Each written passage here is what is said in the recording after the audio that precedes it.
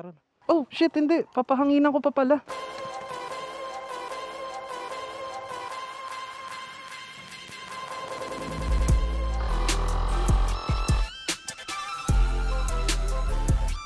Okay. 19. Flat na. Alright. Let's do this. Unang pagmamotor ulit. What's up, Gian? Saan ang punta mo? Gamang bebechik. Joke lang. Joke lang. Grabe, fuck. Okay, medyo iba yung feeling ko ngayon. Medyo ano tayo, kabado feeling. Pero ayan, ginagamayan ulit natin yung motor natin. So, ayan mga tol, welcome ulit sa Joyride Collective. Nagmomotor na tayo ulit. Trinay ko ulit magmotor after ng 3 weeks since na-injure ang aking ankle. Na-sprain na yung aking ankle eh, grabe. Ito, kwento ko na lang din yung nangyari. Actually, hindi naman siya galing sa isang motor accident. Sa bahay lang namin siya nangyari. So, ang nangyari kasi is, ayan, nagbalak sana kami ni Pia na umalis. So, lalabas sana kami. So, ayan, pagbaba ko ng hagdan, biglang namali ako ng land. Bigla akong napatapak ng mali dito sa aking kanang paa. So pagkatapa ko ng paa, nagbengkong yung ano, natapilok talaga ako ng malupit, yun na nangyari. Normal na lakad ka lang. Oh, normal na step lang ang nangyari. Like wala akong ka-cheche-bureche. Siguro dahil pagod na lang din yung paa ko noon kasi galing kami ng UST noon eh. Yung paa ko, natapilok, na-sprain yung ankle ko ng sagad. So yung mga ligaments ng ankle ko, na-tear. Sa ngayon, may suot-suot pa rin tayong brace. Parang medyo brace lang na nabili ko sa Shopee. Hindi naman siya yung sementadong brace talaga, pero ayan, nakatulong siya sa pag-heal ng ating ankle ngayon. So first week ng aking injury, talagang nahirapan ako eh. Like hindi ako makapaglakad ng maayos. Ginagamit ko pa yung upuan ko para maglakad sa hindi makapaglakad eh, para makapunta sa kung saan-saan. Ang pinakamahirap na sitwasyon ko noong time na yun is kapag natatai ako. Grabe.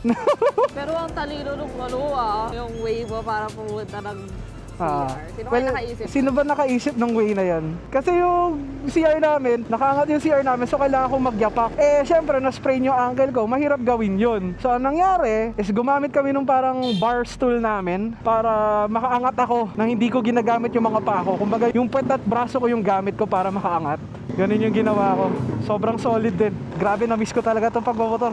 Kaya kayo mga tol, dapat di nyo tinitake for granted yung mga bagay na hindi nyo alam malaki pala talaga yung halaga sa buhay nyo. Kasi ito, ngayon na na-experience ko tong sprained ankle ko is mas na-appreciate ko yung paglalakad. Like syempre tayo, malamang tinitake for granted natin yung ability ng paglalakad eh. Yung ability na kayang-kaya nating pumunta kung saan-saan man. Kapag nawala yung ganun, talagang alam mo yun, para mahihirapan ka talagang gumalaw. Literal na mahihirapan kang gumalaw. Hindi lang literal, kumbaga metaphorically and figuratively. Yun. So kayo mga tol, lagi kayo mag-iingat. Yan ang masasabi ko sa inyo. Kahit hindi sa mismong biyahe natin, kailangan nag-iingat pa rin kayo. Yan, tignan nyo akin, bababa lang kami para lumabas. Bigla akong na ganun. So yan, ngayon, mas iingatan pa natin lalo mag-drive ngayon. Kasi kung maingat na tayo mag-drive dati, mas maingat pa dapat ngayon. Ramdam ko naman na kaya ko magmotor, kaya ko rin magmabilis. At eto si Kuya Suzuki, magpapark dito sa O-Save, pero may naglalakad. So overtaken natin.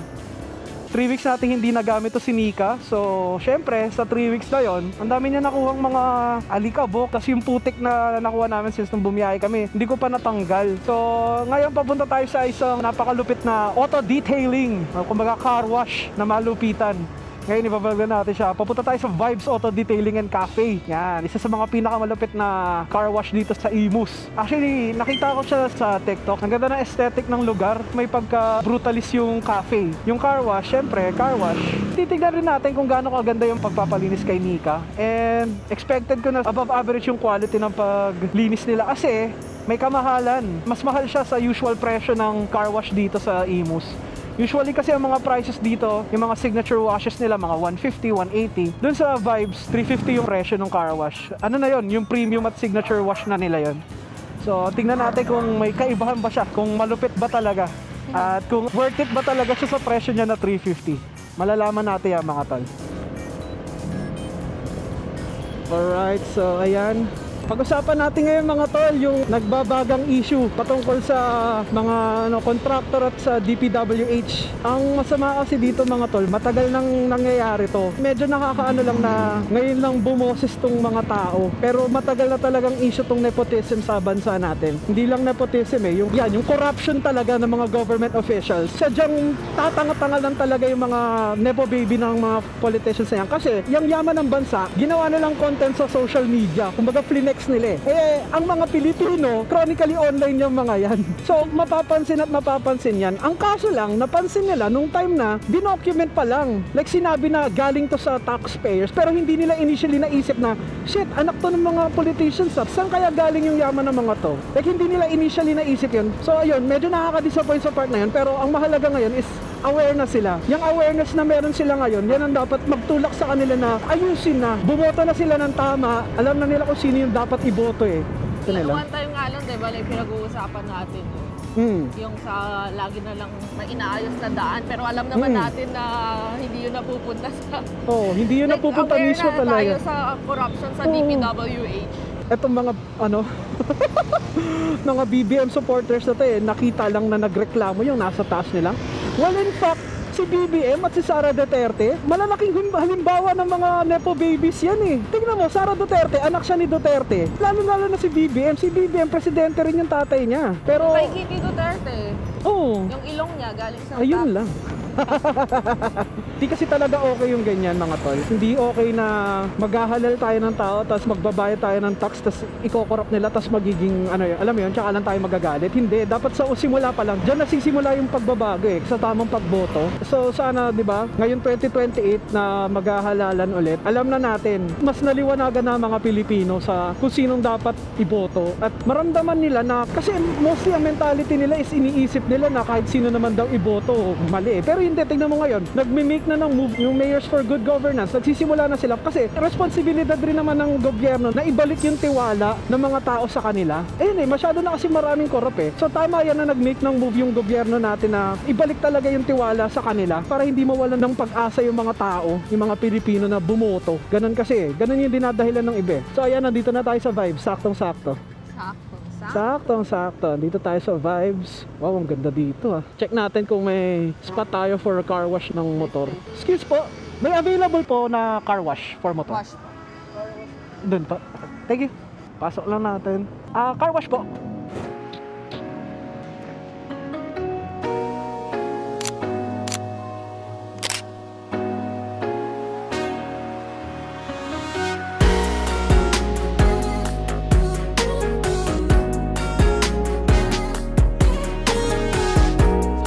Nandito na tayo sa Vibes Auto Detailing. Nandito tayo ngayon sa cafe shop nila. Antay lang natin kasi marami pang nakapila na kotse sa car wash. So, pang-apat pa ata tayo. Tatawagan naman nila tayo pag lilinisan na nila yung motor. Kasi, yan, nagsabi ako na gusto ko sana i-montage, like, videohan yung pag-car wash nila. 300 pala yung presyo niya. Outdated yung sinend sa akin na price yun sa Facebook. Kasi yung sinend sa akin is 350. Ngayon, 300 na lang sila. Yun yung Gion Premium Wash nila. So far naman, ang nagustuhan ko talaga dito yung brutalist design ng place. Nagustuhan ko yung design ng place kasi kita ko yung installation ng kisame nila. So ayan, litaw na litaw talaga. Tapos nag-blend rin kasi talaga siya sa kulay ng place Bale, itong brutalist, para sa mga di nakakalam, ito yung concept na parang hindi fully furnished yung place. Trip na trip ko yung ganyang style. Yung parang walang pintura, yung talagang talagang semento lang. Wala pang masilya yan Walang masilya. Rekta ganyan talaga. Pero solid yan. I think medyo magtatagal tayo dito naman. So ayan, enjoy lang natin yung place at update ko kayo kapag dumating yung food. Hopefully mga tol, mauna dumating yung pagkain bago mag-car wash. Kasi medyo nagugutom na rin ako sarap na ito. Haluin lang natin.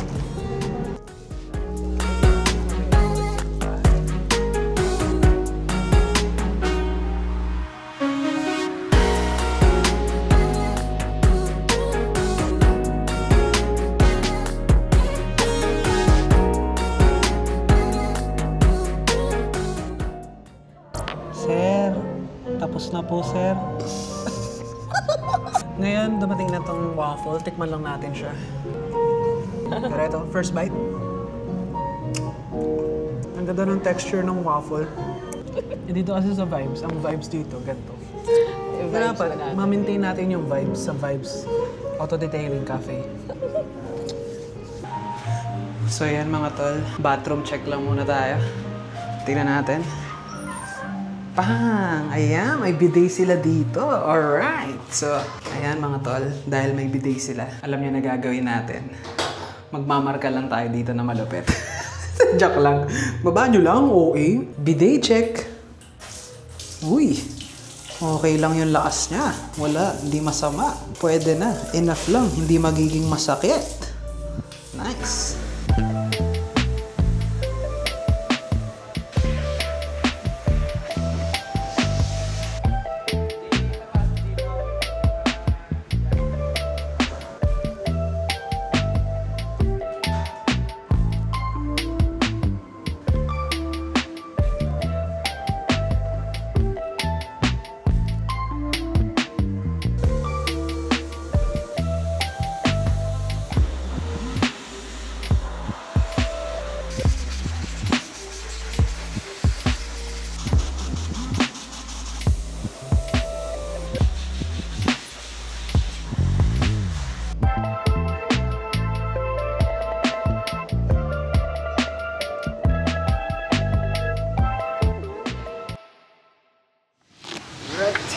Tapos na ang ating car wash mga tol.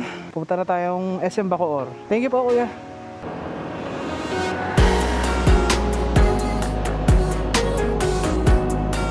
So, ayan mga tol, on the way kami ngayon sa SM Bacoor para kumain at manood. Manonood kami ng Weapons. Gusto kasi namin mapanood yun ngayon eh. Medyo pawala na siya ngayon sa cinema. So, parang last showing na ata to ngayon sa SM City Bacoor sa may Directors Club pa. So, ayan, hopefully safe tayo at hindi baha ngayon sa Bacoor kasi madalas kasi nagbabaha dyan eh. Talagang sakit na ng Bacoor. Oh my God, patay tayo pag uwi niyan. Ginagawa pa pala yung kalsada dito. Bakit naman ganun? Anyways, ayan, sa Bacoor kasi sakit na ng Bacoor yan eh. Yung pagiging bahain nila. Di ko alam bakit ganun. Akala ko dahil probinsya tong Cavite. Kind of. Eh, hindi siya traffic na ganito. Wala, sobrang congested na nga rin dito. Ang daming mga, alam mo yun, daming may-ari ng kotse. Tapos, nagbabaha pa yung daan. Like, sobrang pangit. Di ko alam ang lala dyan sa Bacoor. Kahit onting ulan lang, magbabaha na yan. Siyempre, wala kasing flood control projects. Tapos, mapapansin mo pa kapag kuwari, gabi na, yung mga ilaw dito sa Imus nakabukas. Pero pagdating mo ng Bacoor, nakapatay lahat. Ang labo.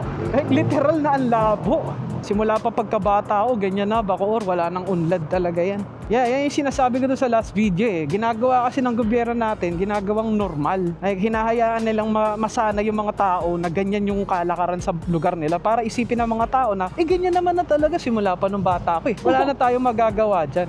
Dapat hindi ganun. Kaya nga open secret na yun dun sa corruption ng DPWH eh. Oo, di ba? Oo. Pero iba na hindi na tayo ganun.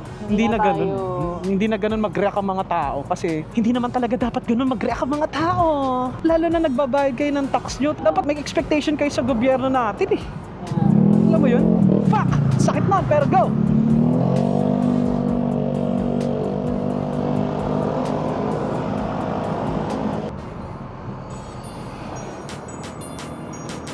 New driver, please be patient. Parehas kami. Hindi lang tayo ng parking. No, basta pa. Ay, 30 ako. Sorry. Ito po, kuya. Thank you po. Alright, let us park. Kaya close. Para sweet na. Hindi, okay lang po. Limp check. Bakit ganun? Check gago.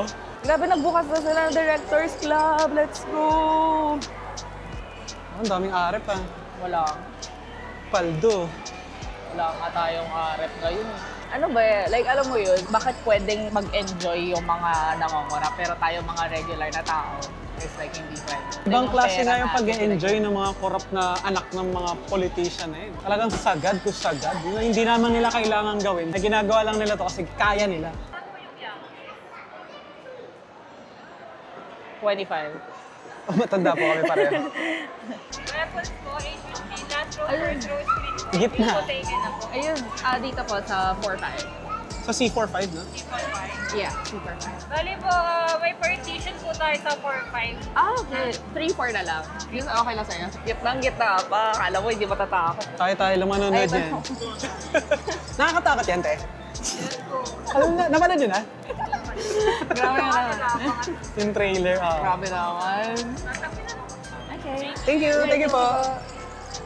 Wait lang, meron kasi BTS is back. Pipicture ka din. Picture ko yan ako, kawawa naman. Mama, BTS is back. Okay na, smile! Kuha ko, wow, ang galing!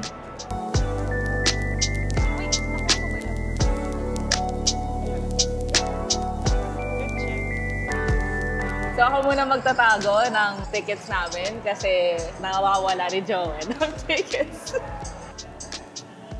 So, andito tayo ngayon sa lounge ng Directors Club. Kaya naantay na lang natin mag 8:15 kasi 8:15 pa yung schedule ng movie na papanoorin namin. So, yan. Sakit na ng paa ko, mga tol.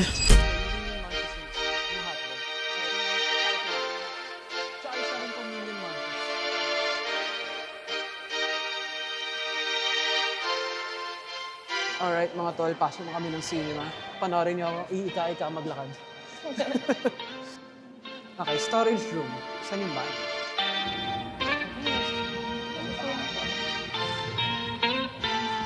So ayan mga tol, nandito na kami sa sine. Papatay ko na tong record at actually mag-end rin ako ng vlog dito mismo. So kung nag-enjoy kayo sa pagpunta natin sa Vibes Auto-Detailing at ayan sa ating Bacoor ride, mag-subscribe kayo at i-like nyo ang video na to. Malaking tulong na rin sa atin yan. Anyways mga tol, ride safe sa inyo palagi. See you sa next video. Bye!